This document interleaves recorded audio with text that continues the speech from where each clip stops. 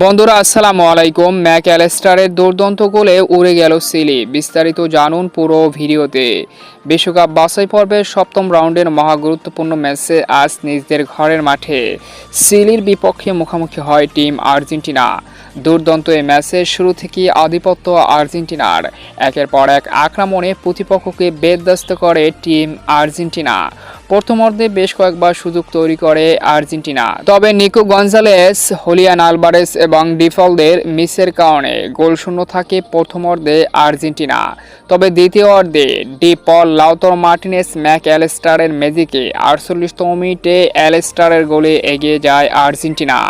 এরপর আর আর্জেন্টিনাকে পিছনে ফিরতে হয়নি। বর্তমানে 1-0 গোলের ব্যবধানে এগিয়ে রয়েছে আর্জেন্টিনা।